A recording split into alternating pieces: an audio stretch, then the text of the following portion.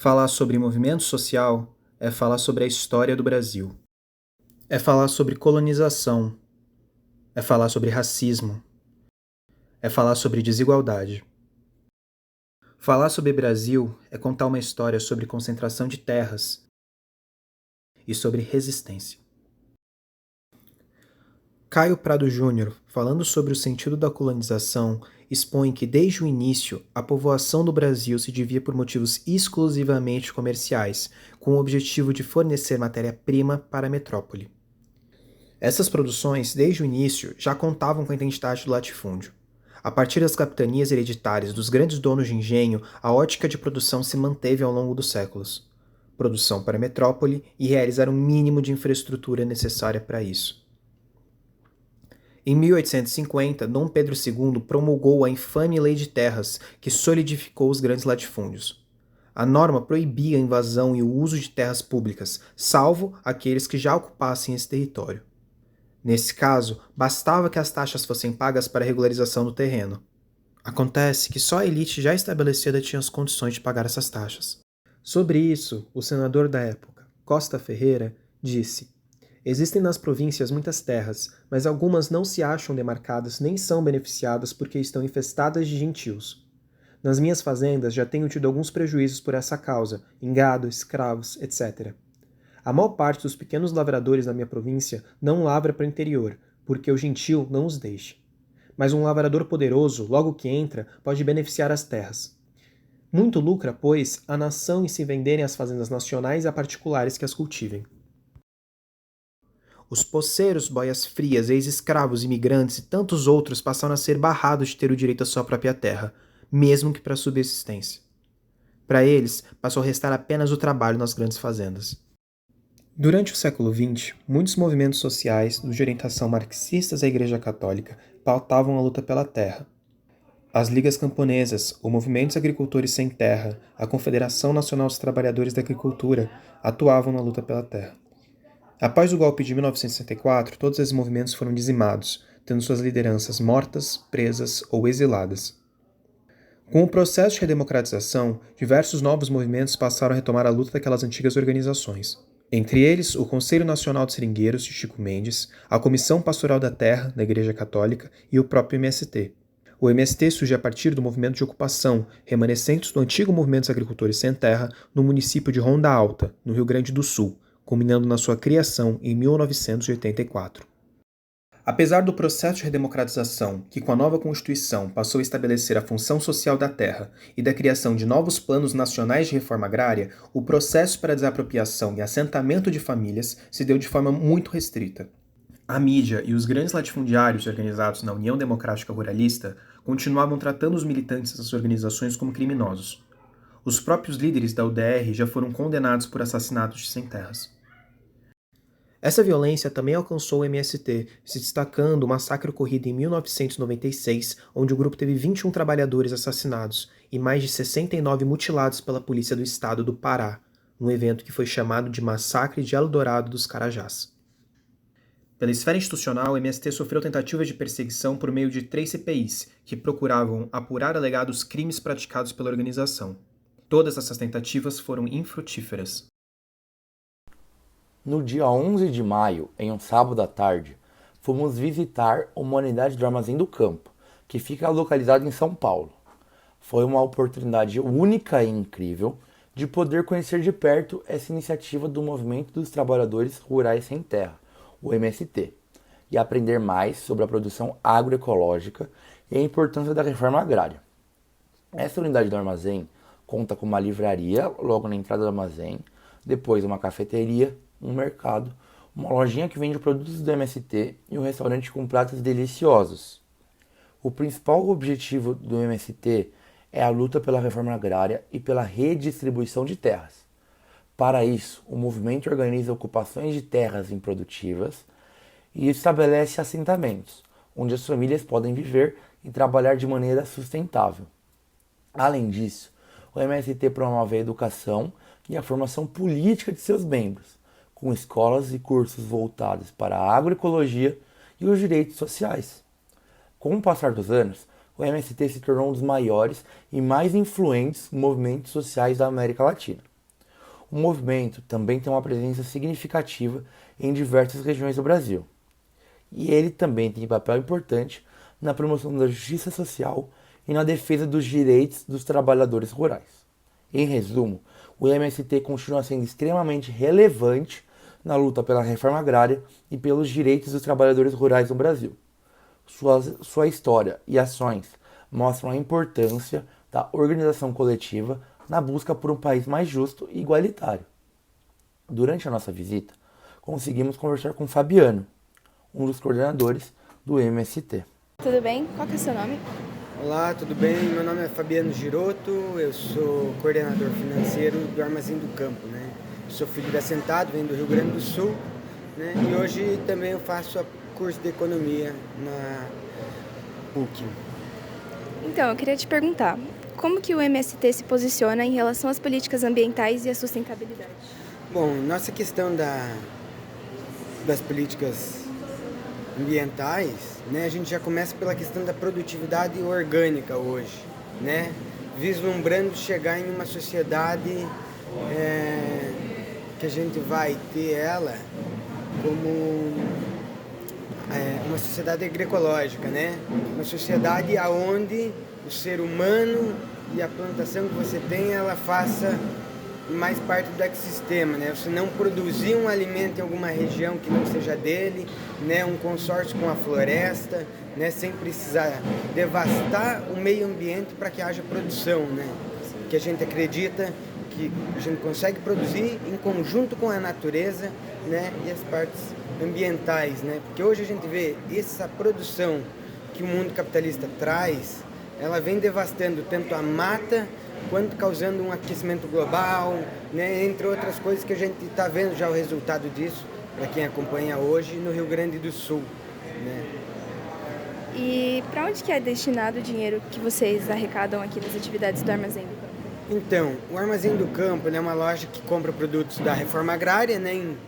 Nossa loja nasceu com esse intuito de trazer do MST, mas a gente também traz mantimentos da agricultura familiar de pequeno camponês, também vai trazer de quilombolas, extrativistas. Então a gente faz compras de grupos ou de cooperativas. Aí a gente faz a destinação desse dinheiro direto para a cooperativa, todo mês faz o pagamento da compra. As outras pessoas que trabalham aqui, a gente não visa o lucro, então a gente faz uma divisão um pouco salarial mais justa do que o mercado comum, né? E sempre deixando um pouco para a gente, né, alguma questão de estrutura, né, como a gente tem essa mudança de espaço, né, a gente também tem o intuito de gerar algumas lojas a mais, então também tem que ter uma sobrinha, que é essa gordura, às vezes tem um mês de venda menos, alguma perda, né, alguma outra coisa. Então é uma loja que não visa o lucro e a divisão, né, e um preço mais, vamos dizer, justo, né. Porque hoje a gente não tem uma sociedade que faz um preço justo para o produtor, né? Ela faz o quê? Acaba por ter muitos atravessadores, o cara vai no campo, paga o mínimo que pode, muitas vezes, né? Um mínimo que não é necessário para a pessoa que está no campo ter uma sobrevivência, né? Bom, como o MST avalia o atual cenário político brasileiro? Então, a gente avalia que é um momento agora de reconstruir, né? A gente vem ao longo desses 2 anos do governo Lula, que é um governo, digamos, de esquerda, né? Porém, um dos certos problemas hoje do que barra muito é a parte do restante do Congresso, né? Você vai pegar a Câmara, né, dos deputados. Isso acaba atrasando um pouco por causa que é uma galera conservadora e não é politizada. Eles não estão ali para discutir um projeto de país. Eles acabam votando por ideias que eles acham que é certo ou não é certo, mas eles não debatem para dizer, bom, a gente tem que tomar um rumo certo. Então, apesar de a gente ter um governo hoje que vise mais o lado social, o lado da agricultura familiar, o lado onde é que tem que destinar um Bolsa Família para as pessoas com mais necessidade, alimento, né? A gente também tem um Congresso que acaba segurando muita coisa, né, atrasando um pouco as políticas públicas, né?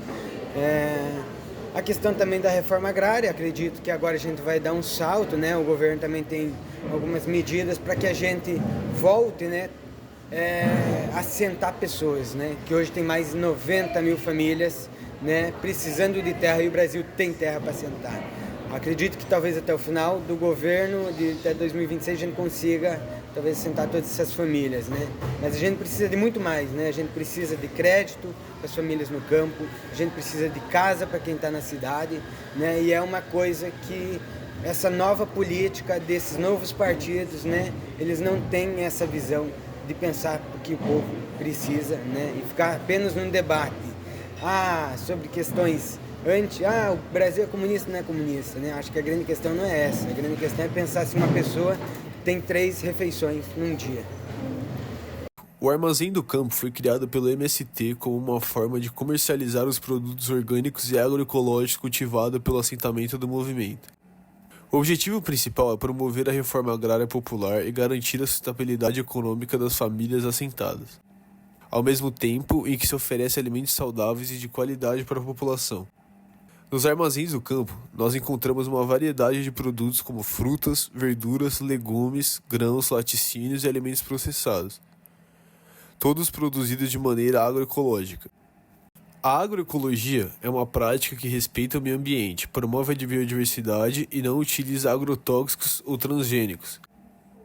Os armazéns do campo não são apenas pontos de venda, eles também são espaços de conscientização e valorização da agricultura familiar e da produção sustentável.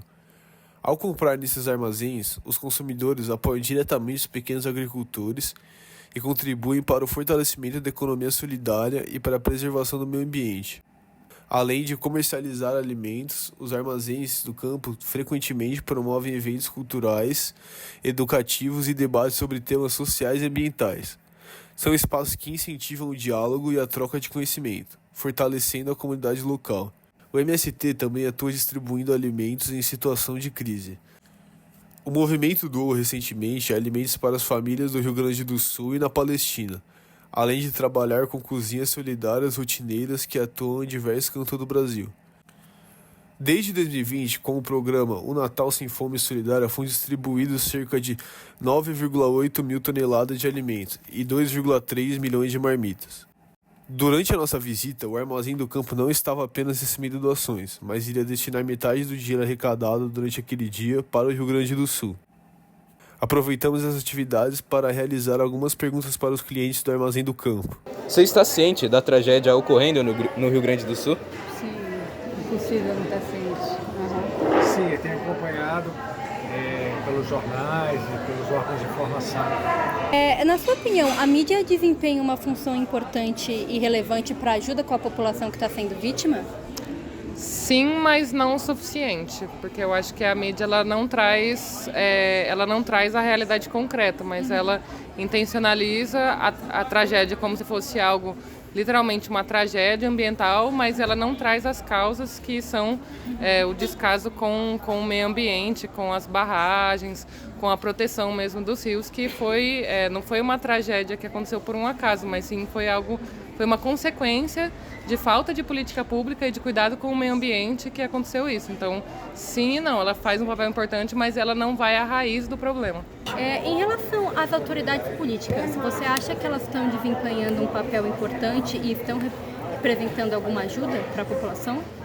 Olha, é muito relativo falar sobre isso, porque em alguns pontos tem um pessoal que está ajudando, tem outros que não, e aí entra vários fatores, tipo fake news, informação errada, e aí no final da realidade a gente não sabe o que de fato está acontecendo. Sim. E a gente fica meio que à deriva, né, num mar perdido sem saber as informações corretas, porque tem gente que fala que está sendo ajudado, tem gente que não. Então é muito relativo, porque até as pessoas que estão em outro estado, em outros ambientes, elas não têm 100% de certeza do que realmente está acontecendo. Porque a mídia ela é muito relativa. Tem hora que ela passa informação errônea e tem hora que ela passa informação correta. Então precisa estudar mais sobre isso para ver de onde vem a informação. Se você possui alguma sugestão ou ideia de iniciativa para ajudar a população que está sendo afetada? Eu acho que é focar mais em desastres ambientais e entender melhor que a gente está passando por um processo não só no Brasil, mas no nosso planeta, que precisa urgentemente de mobilização e conscientização da sociedade para que isso não venha acontecer de novo. Então acho que seria basicamente cuidar do nosso planeta, né? Enquanto houver a fome e a miséria atingindo a classe trabalhadora, tem que haver luta dos camponeses. Elizabeth Teixeira.